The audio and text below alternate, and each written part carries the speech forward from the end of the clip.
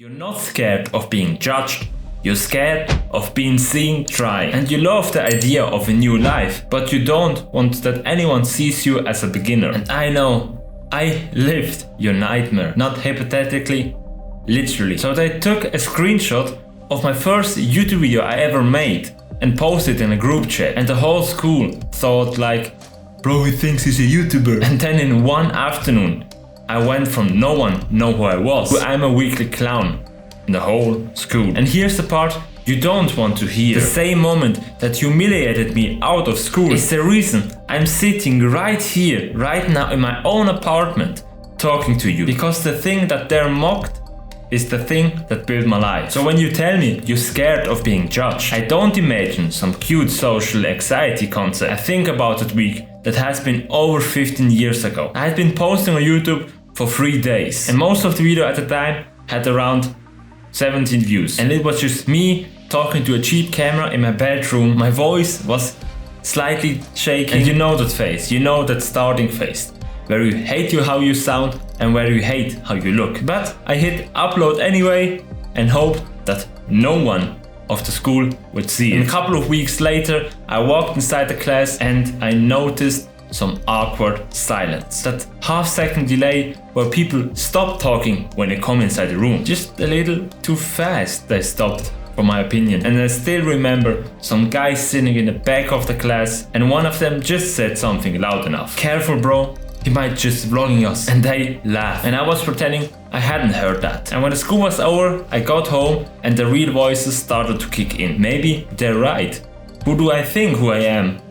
This is really embarrassing what I'm doing. And that fear of judgment is not some abstract worry. It's the moment that you realize they're just watching. They're watching with a concept. And not in a go chase you dream king way you imagined. In the look what this idiot is trying to do terrifying way. And let me be honest, that is the exact moment where most of the people quit. And you don't stop when people laugh at you. You stop because for a second you agree with them. And that's the part you never admit to, that it's not their opinion that kills you. It's the moment you look through their eyes and think, yeah, they're right, I look stupid. So you open your video and criticize harder than them because you cringe about your video. You see the shaky voice, the bad lighting, the bad video idea, and instead of fixing it, you just collapse and you just call it overthinking. But it's not, it's self-betrayal. And the world didn't shut down just because you had a bad video. You took their joke as a verdict and sentenced yourself. And the bully inside your head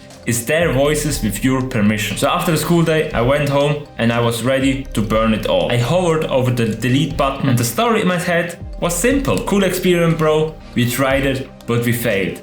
Let's go back to our normal life. And then I had one uncomfortable thought. They're laughing at the thing that I actually care about. And not for crashing a car, not for getting arrested, just trying to create something for myself. So then I asked myself a question you probably avoid. Okay, if I'm quitting right now, who is actually winning? Me or them? Because let's be honest to the people in the group chat. They weren't building anything. They weren't posting anything and they weren't risking anything. And they're sitting on the sideline just pointing on someone who is trying. And that was the first time it really hit me. They're not scared, you embarrass yourself. And when you see that clearly, it's way harder to give them the steering wheel of your life. So let me put this in your face. Right now, you're losing to people who didn't even step in the arena. And that you're not scared of critics. You're scared of spectators that watch from the outside. People with private accounts, no content, no skill in that game. And yet, you treat their opinion like it's a law. Like you have to build your life around it. And you stop your whole life because some people who didn't even post anything might think you're cringe. And that's the level of control you're giving away. And you're not held back by judgment. You're held back to not look uncool to people who you don't even care about. But here's the twist. Running away didn't solve any problems because you can change cities, you can change numbers, but you can't outrun the need to be liked. And I was refreshing analytics like it was oxygen. I needed attention back then. Overthinking every title, recording videos and deleting them afterwards because this might be cringe.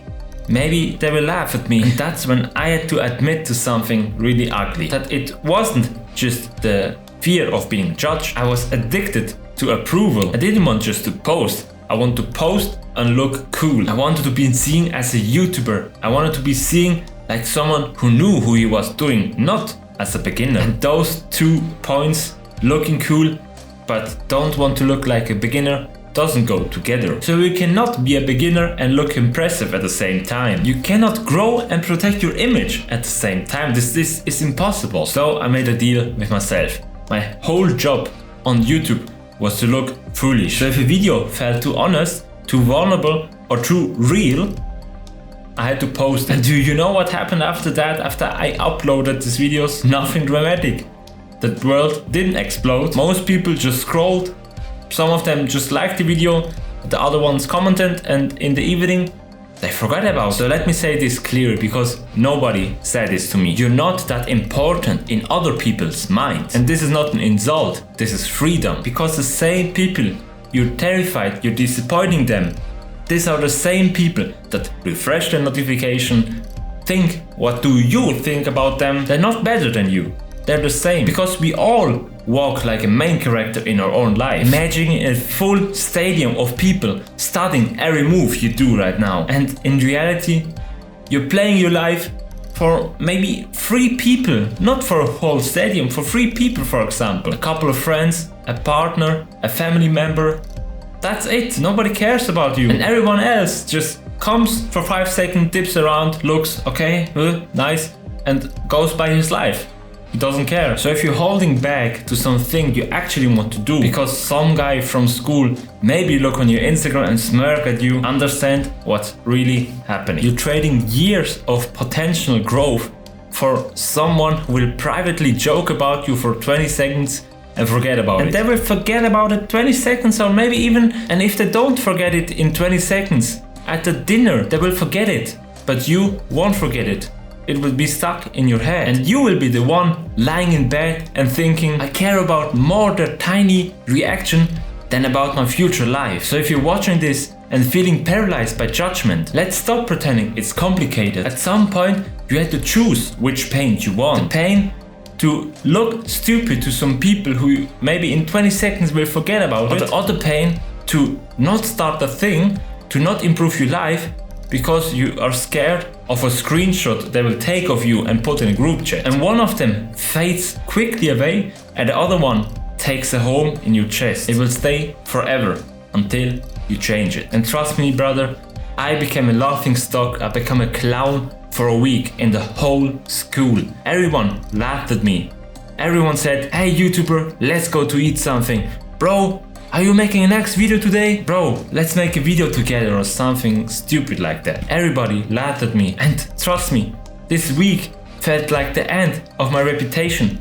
Because I don't know how young I was. I think I was 10 or 11 years old and I was a child back then. And I really thought my life was over, but it wasn't.